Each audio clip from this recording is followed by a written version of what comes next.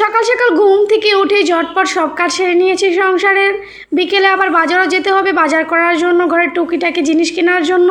সব কিছু মিলিয়ে থাকছে আজকের ব্লগটা। হ্যালো এভরিওয়ান, আসসালামু আলাইকুম, welcome back to my another new blog. এই তো সকাল সকাল ঘুম থেকে উঠে নিজের যত্ন নিচ্ছিলাম আগে, আর কি চুলটা খুব সুন্দরভাবে আশ্রিয়ে নিচ্ছিলাম। মাথাটা এলোমেলো থাকলে আমার কিরকম জানি একটা মাথা ব্যথা করে, তাই আগে মাথাটাই আশ্রিয়ে নিলাম।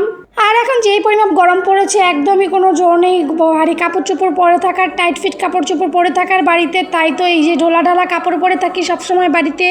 এই তো এরপরে একটু ব্রাশ করে নিচ্ছিলাম, ফ্রেশ হয়ে নিচ্ছিলাম মুখটাকে সুন্দরভাবে। রাতের সব ঘুমের ক্লান্তিটা কাটানোর জন্য আমি যতক্ষণ পর্যন্ত ব্রাশ না করবো ততক্ষণ পর্যন্ত আমার ঘুমের ক্লান্তিটা কাটবে না। আর এই তো এখানে মুখটা ধুয়ে সুন্দরভাবে একটু ক্রিম দিয়ে নিচ্ছিলাম মুখটাকে একটু সফট রাখার জন্য।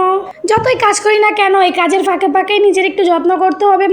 বছরখানেক আগে আমি যখন অসুস্থ ছিলাম তখন তো আমি একদমই নিজের কোনো যত্ন নিতে পারিনি, আমি তো নিজের মধ্যেই ছিলাম না। আলহামদুলিল্লাহ আস্তে আস্তে আমি সেই ট্রমাটা থেকে কাটিয়ে উঠছি। অ্যান্ড দুর্বলটা এখনও আমার অনেকটাই কাটে নাই। যাই হোক, এই তো ফ্রেশ হয়ে মেয়েকে ফ্রেশ করিয়ে নাস্তা বানাইতে চলে গিয়েছিলাম। মা মেয়ে দুজনের জন্য একটু রুটি ভেজে নিচ্ছিলাম। আমার মেয়ে পরোটা একদমই পছন্দ করে না, আর আমিও খাই না হেলথের কথা চিন্তা করে। এই 1 বছরে ওষুধের ডোজে আমি অনেকটাই ওজন আমার বেড়ে গিয়েছে।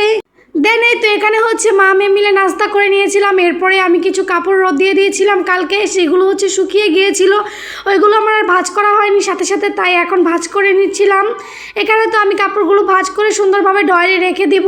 আর কাপড়গুলো যতক্ষণ পর্যন্ত ভাঁজ করছিলাম না, আমার কিরকম যেন মনে একটা আহুদাহু লাগতেছিল। আমার কাছে মনে হচ্ছিল আমি যতই কাজ করি না কেন আমার কি কাজটা যেন অসম্পূর্ণ রয়ে গেল। আমার ঘরটা মনে হয় গোছানো হচ্ছিল না। আর ইদানিং না আমার প্রচুর ঘুম আসে, কেন হয়তো বলতে পারি না। মনে হয় শরীরটা দুর্বল, এই জন্যই প্রচুর ঘুম আসে। যেহেতু অ্যান্টিবায়োটিকের কোর্স আমি কিছু দিন আগেই শেষ করেছি, আমার মনে হয় এখন আমার শরীরটা এখনও দুর্বল। আর এই যে আমার একটা মেয়ে আছে যে আমি একদিক দিয়ে গুছাই, সে আরেক দিক দিয়ে এলোমেলো করে দেয়। এখানে তো সে আরেকটা রুমে এসে বসে বসে খেলতেছিল। তো আমি পাশের রুম থেকে এসে তাকে দেখে যাচ্ছিলাম। তার একটা ফ্রেন্ড মানে সে একে আমার পাশের ফ্ল্যাট থেকে ডেকে নিয়ে এসেছে খেলার জন্য। তো তাকে নিয়ে খেলছিল। আর দেখেন আমার রুমটা কতটা মেসি করে ফেলছিল, একদম ময়লা করে ফেলছিল এলোমেলো করে।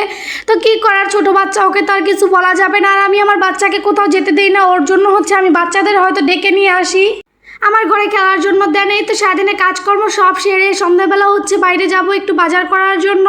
এই তো আমার মেয়ে তো এখানে ভীষণ এক্সাইটেড, সে তো বাইরে যাওয়ার নামে একদম এক পায়ে দাঁড়ানো থাকে সব সময়। আর এই তো আমরা রিক্সা উঠে জ্যামে পড়ে অনেকক্ষণ বসেছিলাম। দেন জ্যাম ছাড়ার পরে এই যে আমরা একদম শো করে বাজারে চলে যাচ্ছিলাম। এই তো বাজার থেকে আমাদের প্রয়োজনীয় টুকিটাকি যেসব জিনিস লাগবে সব কিছুই নিয়ে এসেছিলাম। আর আমার হাজব্যান্ড দিনে কাজের জন্য একদমই সময় পায় না, সেই জন্য সে রাতে আমাদের নিয়ে বাজারে গিয়েছিল। আর এই তো যে বাকি বাজারগুলো এনেছিলাম সবগুলোই আমি সুন্দরভাবে গুছিয়ে রেখেছিলাম। মাছগুলো ফ্রিজে রেখে দিয়েছিলাম, যেগুলো আমার রাত্রে ধোয়া পসিবল ছিল না। এখানে গরুর মাংস এনেছিলাম, সেগুলো আমার হাজব্যান্ড আমাকে কেটে হেল্প করছিল। আমার হাজব্যান্ড আমার অনেক কাজে হেল্প করে, সেটা আপনারা আমার অনেক ভিডিওতেই দেখেছেন। এই তো এরপরে রাতে রান্না বান্না শেষ করলাম। তো আজকের ভিডিওটা এই পর্যন্তই। সবাই ভালো থাকবেন, আল্লাহ হাফেজ।